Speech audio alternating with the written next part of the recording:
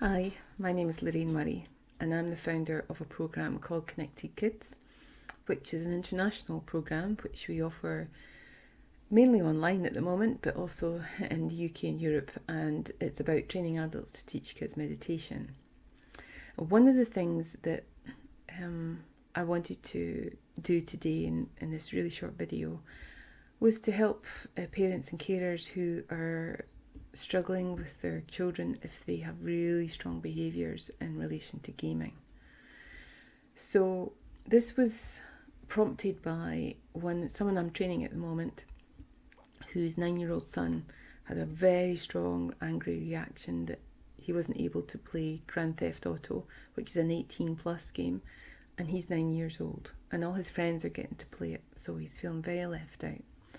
And what my tutor was saying to me is that, had she not been doing this course, she doesn't know how she would have helped him through this because he has such a strong reaction. But because of the skills that she's learning on the course, that she was able to help him manage this and move from a really highly agitated state to a calmer state. So it made me think that I wanted to share something a little bit how, if you're a parent or a carer with a child who is, for want of a better word, addicted to their gaming, how you can start to maybe bring in some meditation and mindfulness to help support that situation that you find yourself in. The first thing I'm going to say though is that you can't just take meditation or mindful skills and say to your kids, right, you're going to do this like that's some magic wand that you can sprinkle fairy dust over them to stop them from gaming so much or being so addicted.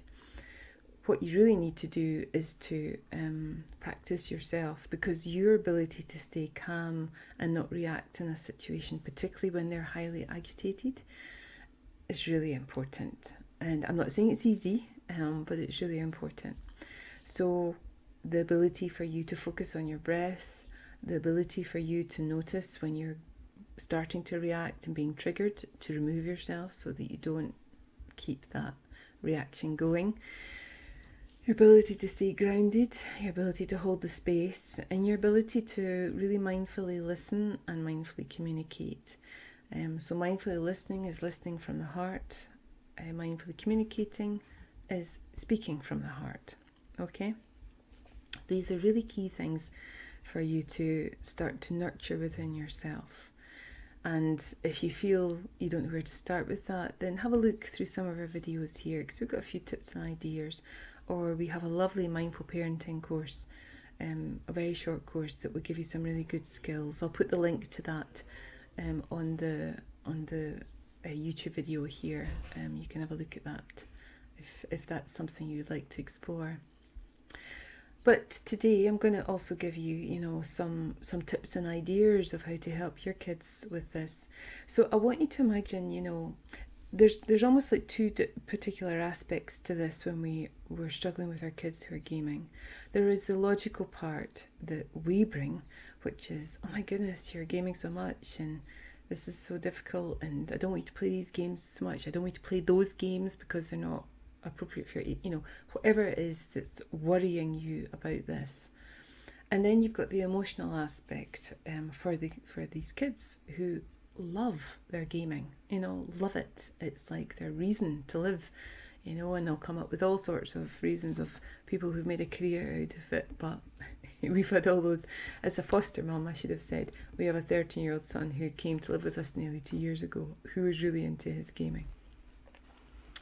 So we do understand the difficulties that you're experiencing. But what this our tutor was doing with her 9-year-old son who wanted to play GTA was that she was helping him acknowledge what he was feeling. And he was really angry, really upset, feeling all those things.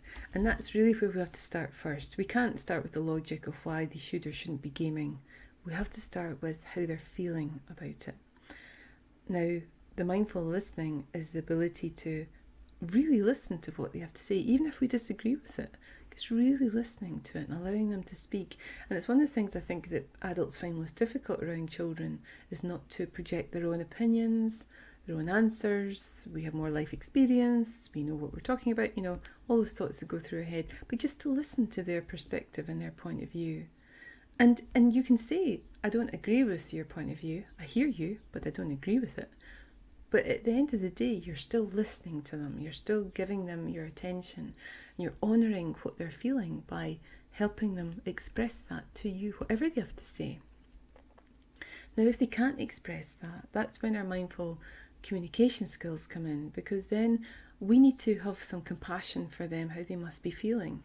You know, how would you be feeling if something you really like to do, like social media or your WhatsApp or your YouTube, you know, whatever it is that you like, someone came along and said, nope, you're not getting to do that anymore, or you're only allowed a couple of minutes a day.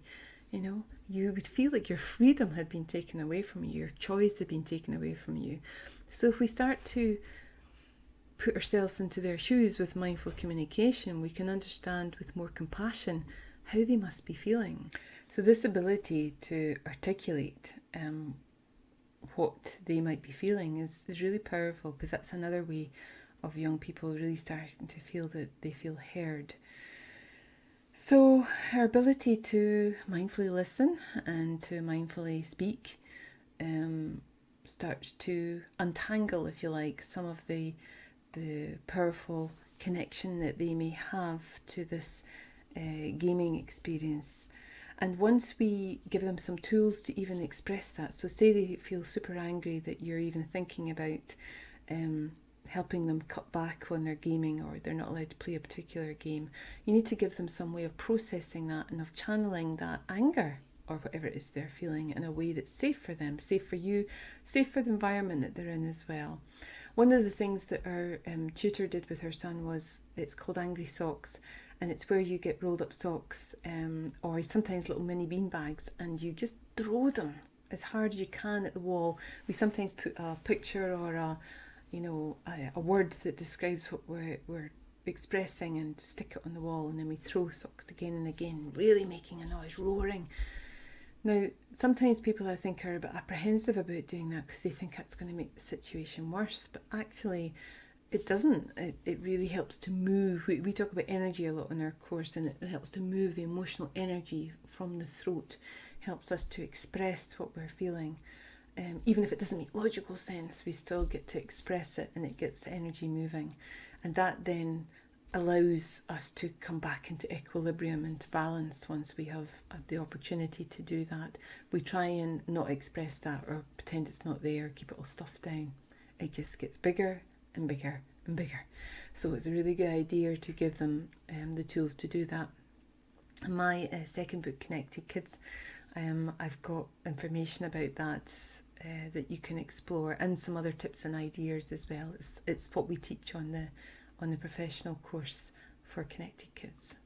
So my book, as I was mentioning there, Connected Kids, it's got lots of ideas that you can explore that will help your kids to manage really difficult and strong behaviours and emotions they might be experiencing.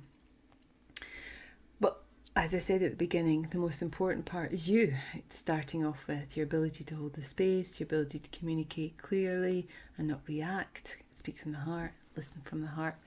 That's really going to be quite powerful.